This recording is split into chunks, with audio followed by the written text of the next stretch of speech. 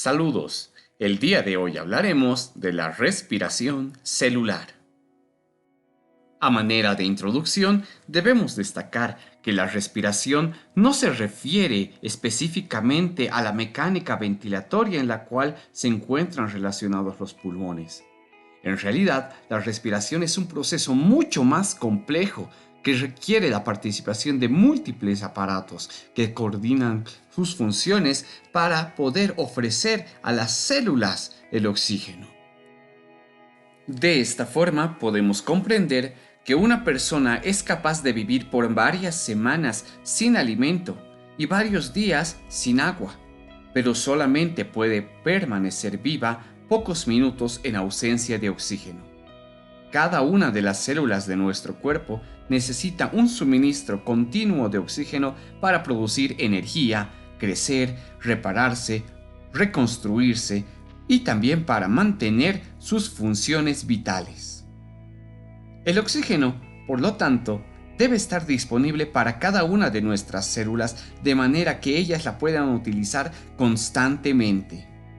Este oxígeno debe ser incorporado dentro del cuerpo como aire purificado, enfriado o calentado, humidificado y entregado en las cantidades adecuadas. El sistema respiratorio es el vínculo para esta fuente vital de oxígeno hacia las células.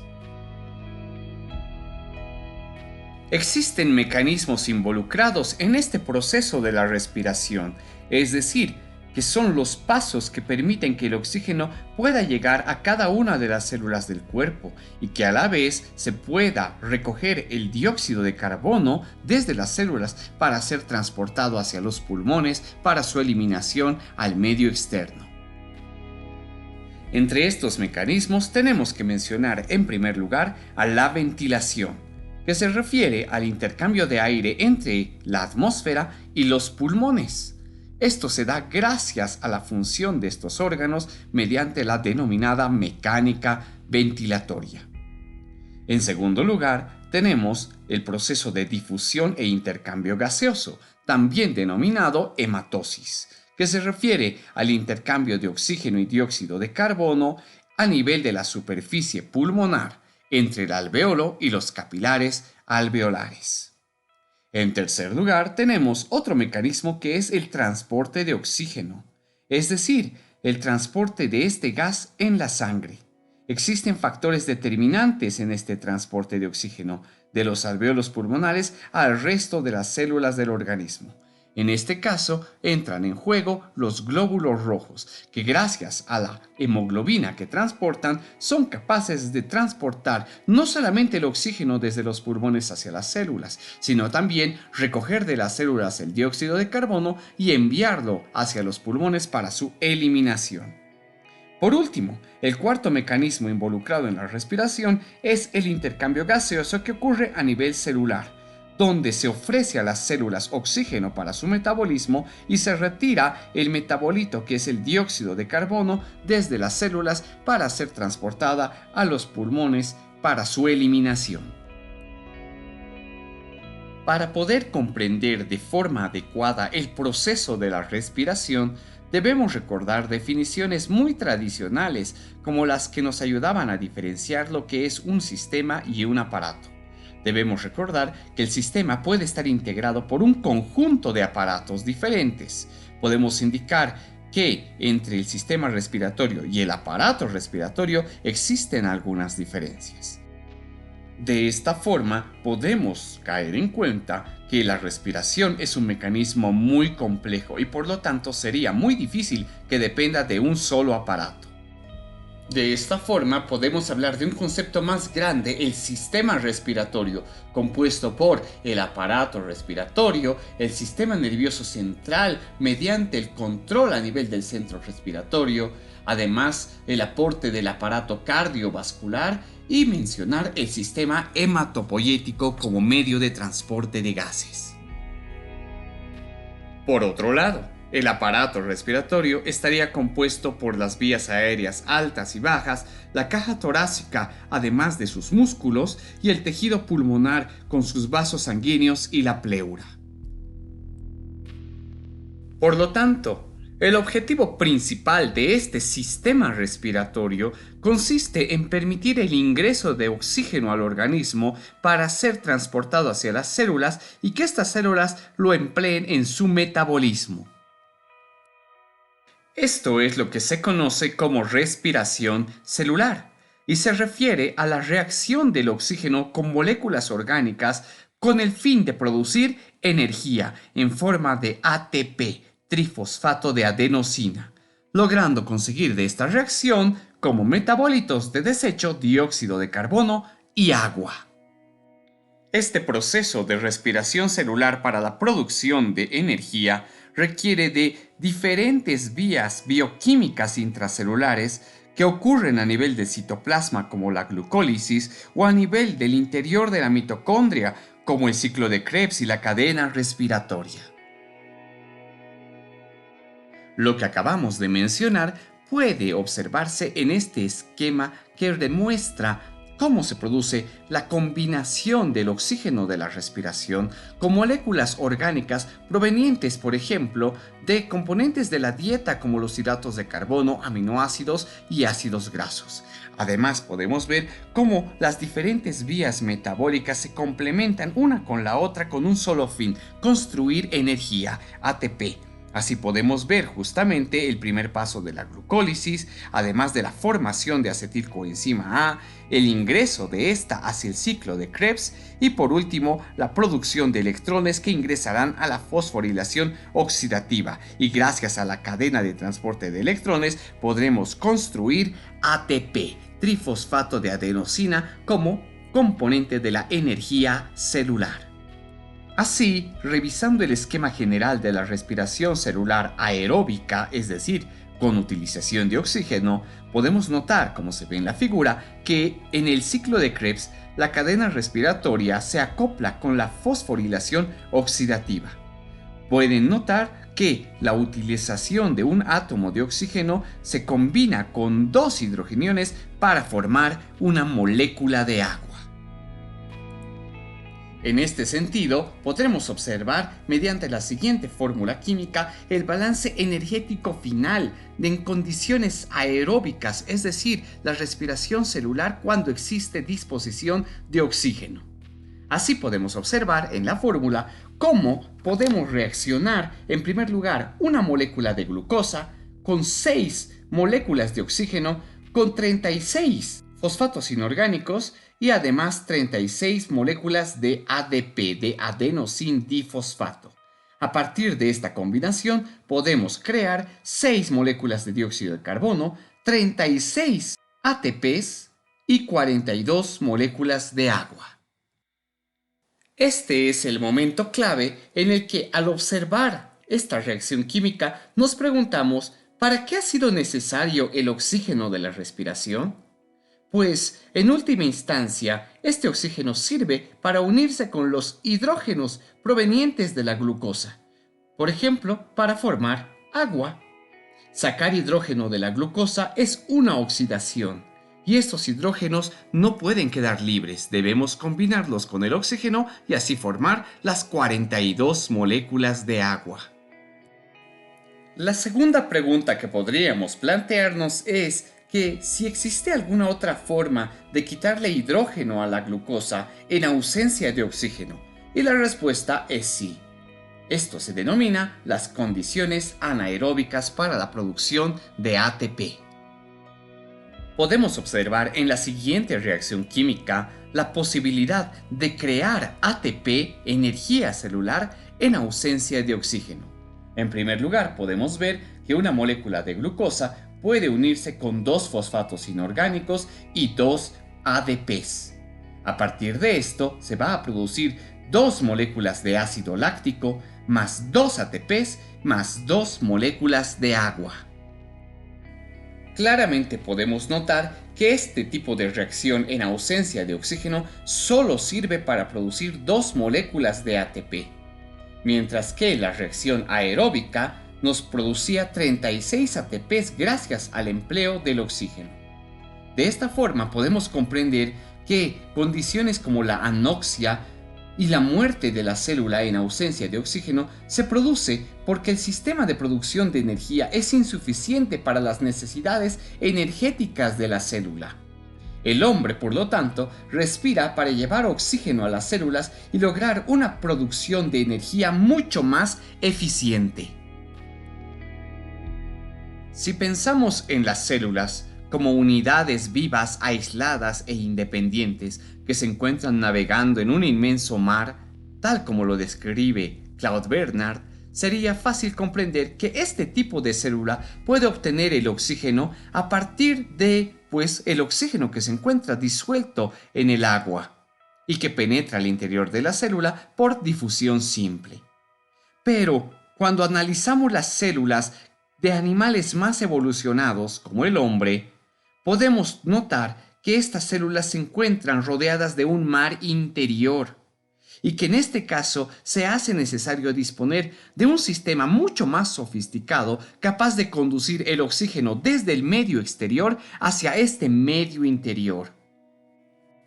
De esta forma, cobra mucha relevancia el contar con un aparato respiratorio que, a través de su mecánica ventilatoria, pueda incorporar aire desde el medio exterior hacia el interior de nuestro organismo, y a la vez contar con un sistema cardiovascular y hemático que pueda transportar este oxígeno hasta las células. En el ser humano, las células tienen un alto consumo de oxígeno, calculado en aproximadamente 2.500 mililitros de oxígeno por minuto cuando se encuentra en reposo, y puede ascender el valor hasta 4.000 mililitros de oxígeno por minuto durante el ejercicio intenso. El aire de la atmósfera de nuestro planeta tiene aproximadamente 20.98% de oxígeno.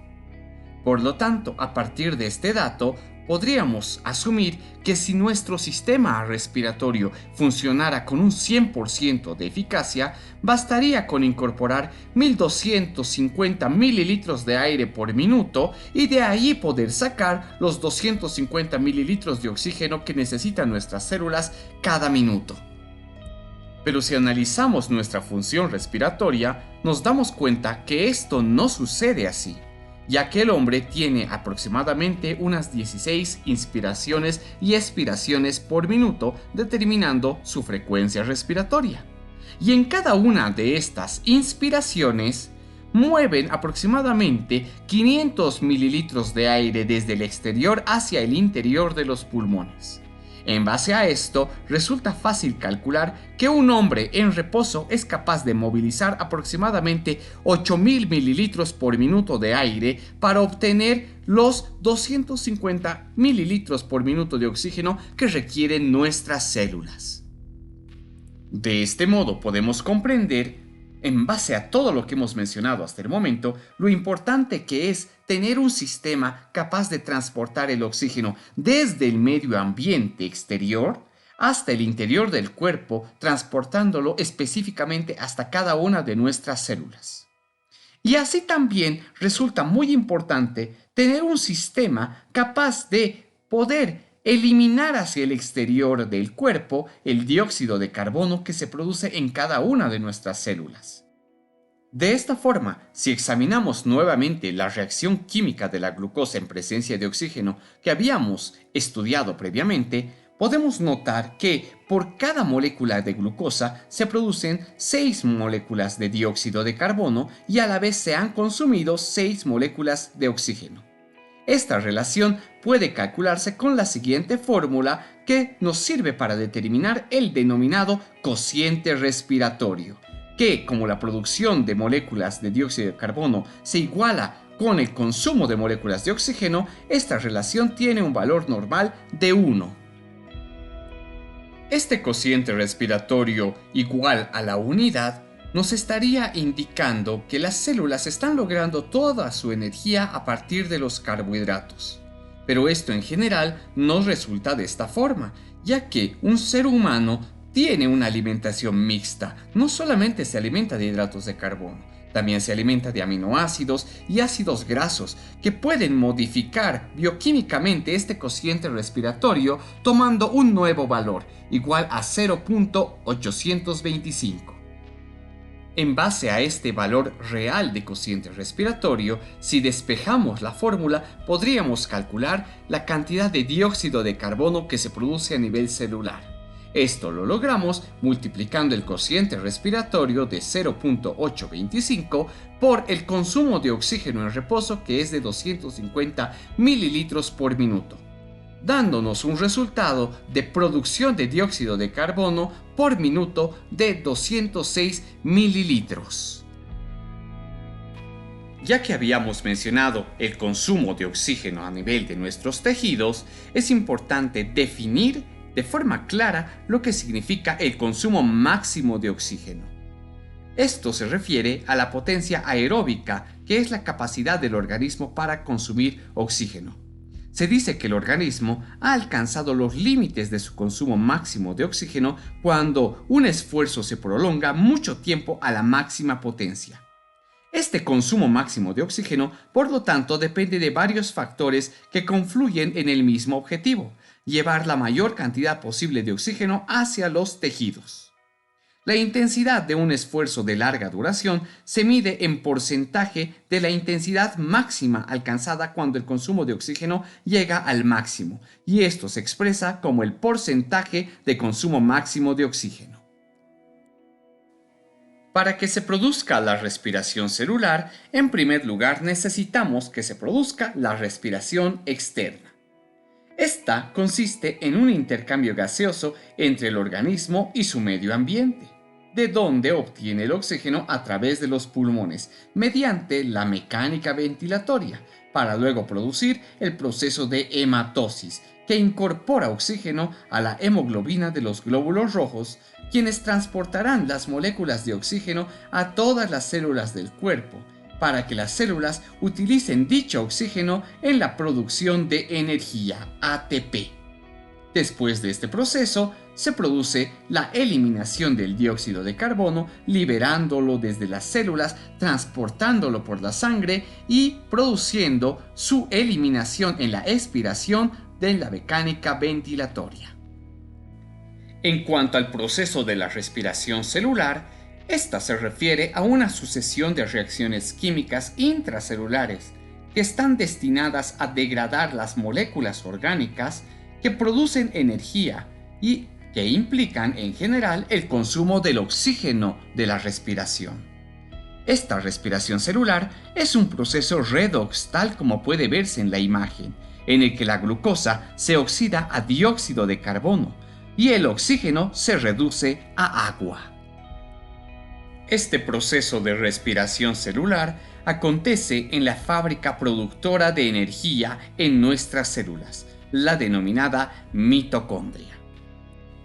En la siguiente imagen podemos observar las principales características estructurales de esta mitocondria, y hay que destacar que el tamaño, la estructura, la organización interna y ciertos componentes mitocondriales, como por ejemplo la molécula de DNA circular desnudo, los ribosomas con subunidad 70S y los pliegues de la membrana, proporcionan suficiente evidencia como para suponer que las mitocondrias evolucionaron a partir de procariotas de vida libre, capaces de degradar materia orgánica.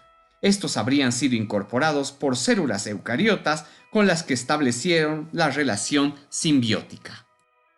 Esto se explica a través de la teoría de la endosimbiosis, que nos indica que, en la antigüedad, las células eucariotas ancestrales, si bien tenían una ventaja por su gran tamaño y no eran fagocitadas por células más grandes, tenían una desventaja: eran susceptibles a la toxicidad del oxígeno. Por otro lado, teníamos pequeñas células procariotas que son las mitocondrias, capaces de sobrevivir al oxígeno tóxico, y no solamente sobrevivir a él, sino poder emplearlo para la producción de energía, ATP. Pero estas mitocondrias, estas pequeñas células procariotas, tenían una pequeña desventaja. Son muy pequeñas, por lo tanto pueden ser fácilmente fagocitadas por células más grandes. De esta forma, la célula eucariota ancestral fagocitó a la mitocondria, pero en lugar de digerirla y degradarla, la dejó intacta en su interior, ofreciéndole un lugar seguro en el cual ella puede desarrollarse sin miedo de ser devorada por una célula más grande, y por el otro lado, la célula eucariota ancestral se favorecía de mantener a la mitocondria viva en su interior, ya que gracias a su aparato enzimático podía sobrevivir a la toxicidad del oxígeno. Y no solamente sobrevivir, sino también emplear este oxígeno para fines energéticos, para la producción de ATP. Esta hipótesis está sustentada también por el hecho de que las mitocondrias poseen información genética para sintetizar la mayoría de sus proteínas y son capaces de duplicarse en forma similar a las bacterias, independientemente de la célula que las contiene. En medio ambientes donde el oxígeno es escaso, como por ejemplo en los suelos, aguas contaminadas, etc., las células utilizan mecanismos que no requieren de oxígeno y resultan menos eficientes en la obtención de energía, como lo habíamos mencionado antes. Algunas bacterias usan este mecanismo de respiración anaeróbica que representa una clara ventaja en dichos ambientes, cuya concentración de oxígeno es muy escasa, como en los suelos y los estanques. Por otro lado, las células que se encuentran en ambientes ricos en oxígeno se valen de la respiración aeróbica, que requiere de la presencia de oxígeno molecular. Durante este tipo de respiración, los nutrientes se degradan hasta convertirse en dióxido de carbono y agua. Las células no pueden realizar esta transformación mediante una sola reacción química, ya que ninguna enzima es capaz de catalizar el ataque directo de las moléculas de oxígeno sobre los nutrientes. Es por esta razón que la respiración aeróbica celular se realiza en etapas. En primer lugar, la glucólisis, que se produce a nivel del citosol, luego el ciclo de Krebs, que ocurre en la matriz mitocondrial, y por último la cadena respiratoria, que se encuentra en la membrana interna de la mitocondria. Acoplada a esta última ocurre la fosforilación oxidativa, que es la formación de ATP en presencia de oxígeno. En primer lugar, hablaremos del proceso de glucólisis o ruptura de la glucosa. Este es un proceso universal, es decir, que ocurre en todos los tipos celulares. Esto hace suponer que es muy antiguo hablando evolutivamente, ya que se lleva a cabo en el citoplasma de todas las células, tanto procariotas como eucariotas, así como autótrofas y heterótrofas. Este proceso consiste básicamente en la ruptura de una molécula de glucosa, que es un compuesto de 6 carbonos, dando como resultado dos compuestos de 3 carbonos que se denominan el ácido pirúvico. Esta ruptura o degradación de la glucosa implica la liberación de energía química contenida en los enlaces de dicha molécula. Partiendo de una molécula de glucosa, el balance final de la glucólisis es la ganancia neta de 2 moléculas de ATP y a la vez la formación de 2 moléculas de nicotin-adenin dinucleótido, es decir, el NAD en su forma reducida, que resulta de la ganancia de 2 hidrógenos a partir de esta reducción por parte del nucleótido NAD oxidado.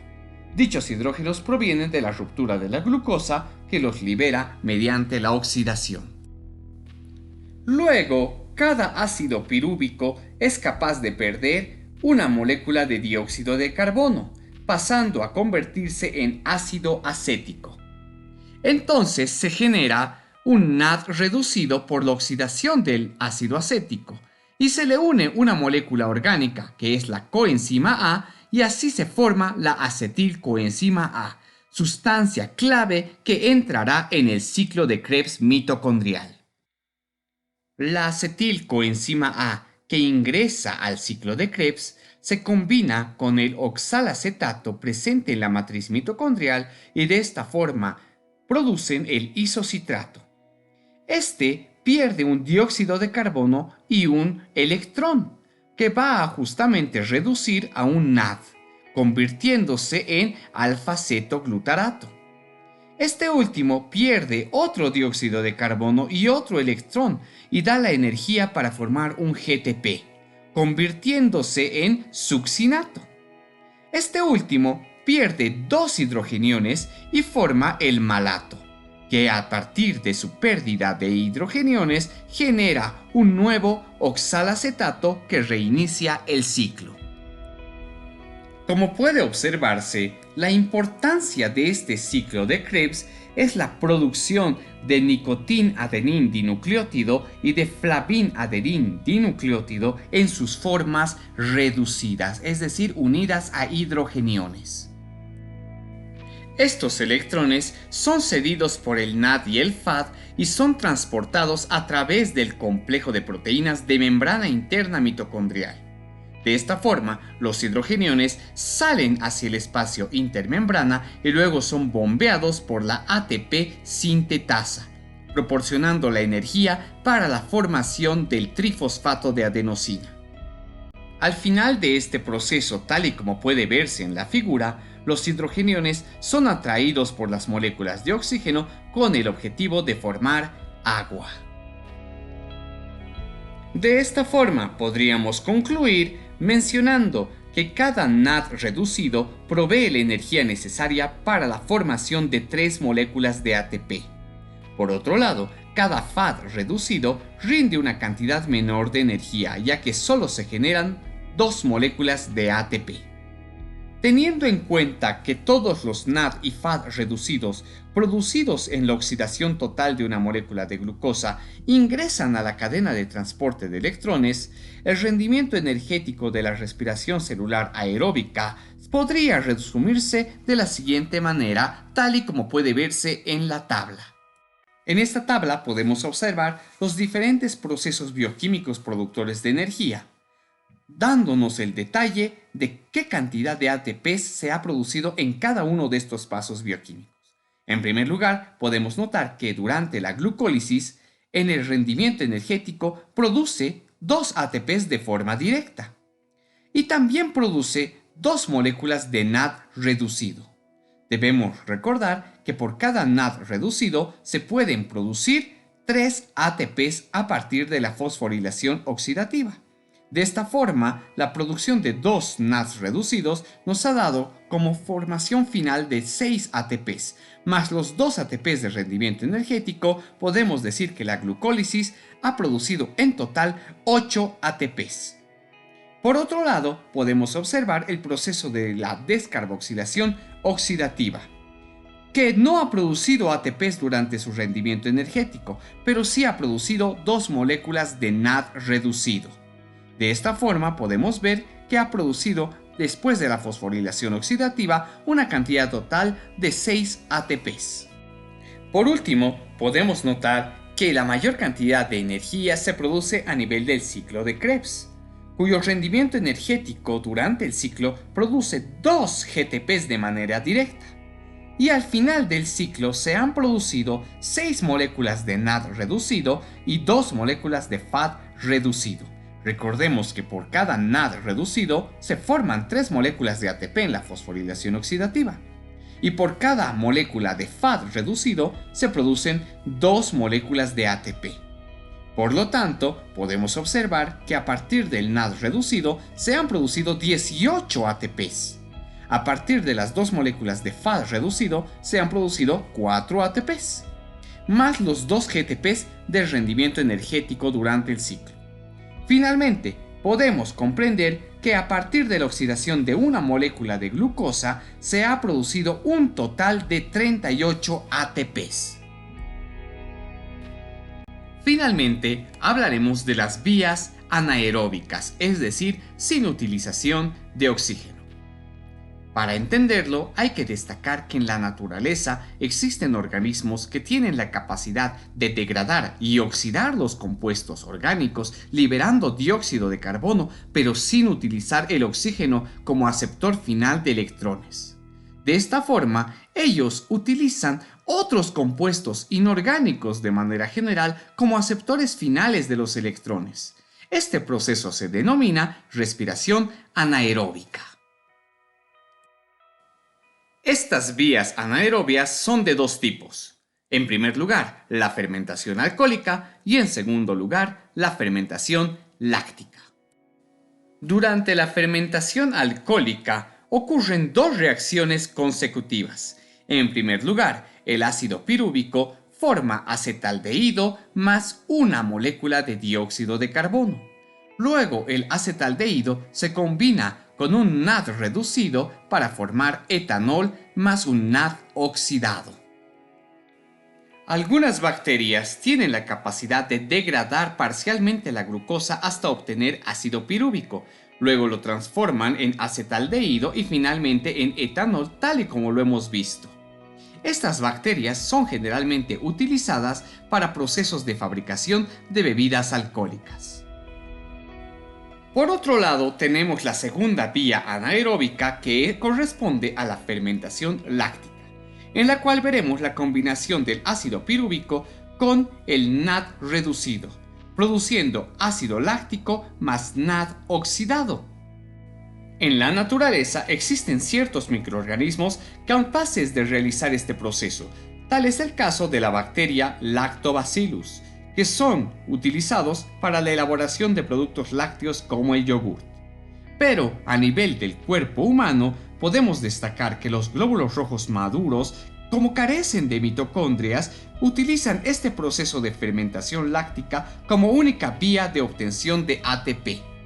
En el caso del músculo esquelético, puede ocurrir que ante una sobreexigencia de ATP o ante una falta de oxígeno, dichas células musculares puedan realizar este tipo de fermentación, acumulando ácido láctico.